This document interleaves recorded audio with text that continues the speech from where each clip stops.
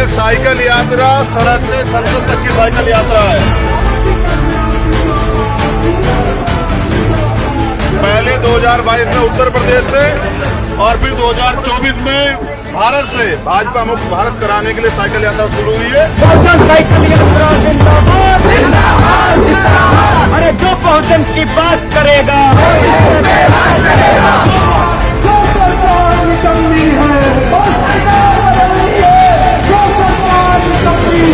जो सड़क पे लोग हैं जो लड़ना चाहते हैं, जो कुछ बदलाव चाहते हैं, जब वो सड़क से उठकर सदन में जाएंगे, विधानसभा में आएंगे, लोकसभा में तभी तो कानून बनेंगे। अब तक क्यों नहीं बना तुम्हारे पक्ष में कानून?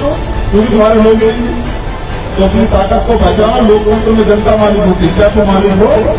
आज मैं यहाँ साइकिल यात्रा में शामिल हुआ। हमारे लोगों ने 40 डिग्री से प्लस टेम्परेचर में साइकिल चलाया। लोगों ने स्वागत किया, पानी पिलाया और तमाम तरह की जो उनसे हिम्मत थी लोगों ने जुटाई। लेकिन बहुजन साइकिल यात्रा जाति तोड़ो समाज जोड़ो के संदेश को आगे बढ़ा। धीरे धीरे ये कारवां वेस्ट यूपी से होकर पूर्वांचल की तरफ बढ़ेगा। तो बेसिकली सबसे बड़ी समस्या जो आज इसमें चर्चा हुई थी साइकिल यात्रा पहले, वो है रोजगार।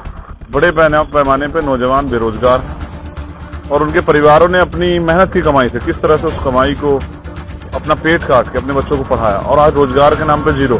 शिक्षा एजुकेशन का बजट जो है, अब ये स्कूल बंद है, सब चीजें, अब तो मल्टीप्लेक्स खोल दिए, सिनेमा हॉल खोल दिए, सब चीजें खोल दी हैं। लेकिन जहां से ज्ञान प्राप्त होगा, स्कूल जिसको बाबा साहब ने कहा एजुकेशन सबसे ज्यादा जरूरी, शिक्षा श्रेणी का वो दूध जो पिएगा वो दहाड़ेगा। उनके सबसे पहले नारे में था शिक्षित बनो। उस शिक्षा को रोका जा रहा है क्योंकि अगर लोग पढ़ेंगे, ज्ञान हासिल करेंगे तो सवाल करेंगे, तो सवाल करने का अधिकार छीना जा रहा है। दूसरी तरफ से तमाम तरह के जो संसाधन, अब आरक्षण और तमाम तरह की संवैधानिक अधिकार जो प्राप्त हुए थे उनको धीरे धीरे खत्म किया जा रहा है। मैं समझता हूं कि आने वाले कल में यहाँ बहुजन समाज के लोग बोलने के लिए भी तरस जाएंगे क्योंकि कोई राइट बचेगा नहीं। इसलिए बहुजन साइकिल यात्रा आगे बढ़ रही है और ग्रामीण क्षेत्रों में यहाँ के जिलाध्यक्ष, यहाँ के जो और नेता हमारे, वो सब लोग भीम आर्मी और आजाद समाज पार्टी और आजाद समाज यूथ के, और मुझे खुशी हुई कि हमारी महिला बहनें भी बहुत अच्छी तरह से इस आंदोलन को आगे बढ़ा रही हैं।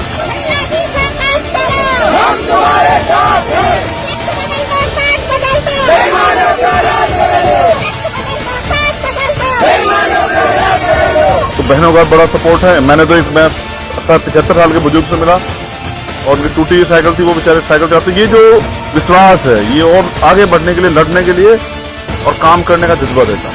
और मुख्यमंत्री चुप्पी नहीं थाम सकते हैं।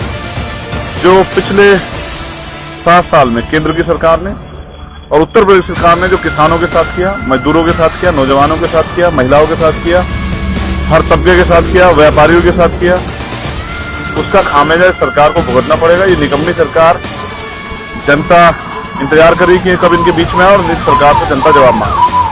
और हम जनता को प्रयास करेंगे कि भाईचारा बने, कि जो चुनाव के समय ये लोग उस भाईचारे को तोड़ के वोट ना हासिल कर पाए।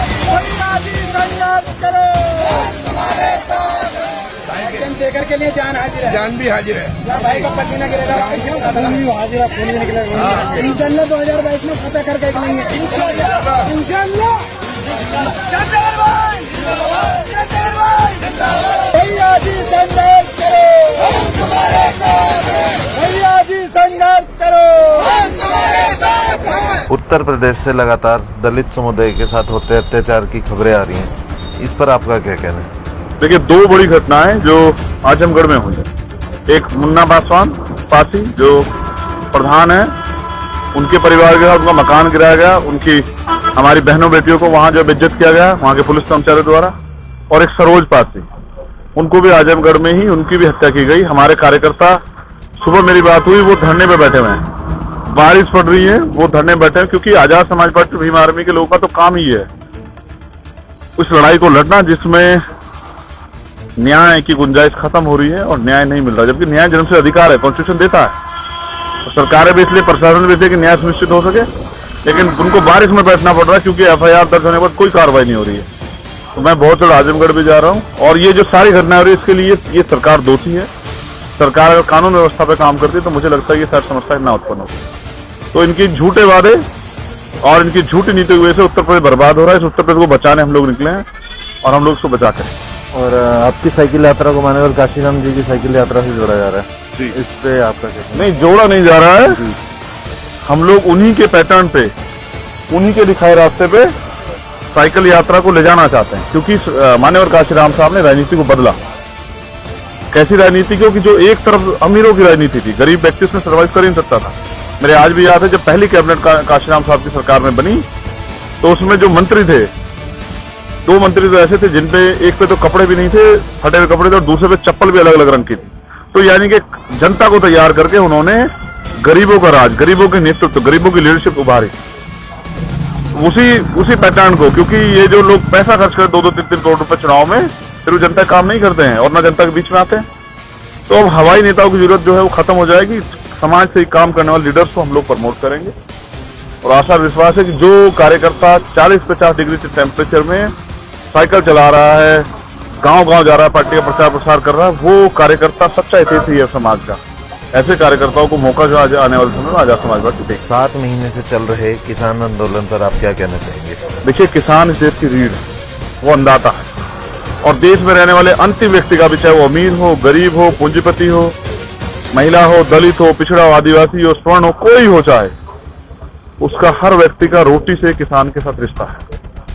और पूरा जो कानून है वो इस बात पे आधारित है कि किसान भी लेबर क्लास हो जाए, वो उसकी जमीन, उसकी फसल पूंजीपति हो, तो वो अपने ही खेत में, अपनी जमीन पे सिर्फ अगर फसल भी उगाए तो पूंजीपतियों के लिए वो बस सिर्फ वहां से रोटी खा के अपना जीवन बसर करे, वो अपने ही खेत में गुलाम बन जाए, वीडियो में जकड़ा जाए, उसका कोई अधिकार ना बचे। ये पूरा ये जो किसान बिल है, जो किसान विरोधी बिल है, इसका सार है। तो ये जब तक आंदोलन चलेगा हमारा समर्थन है।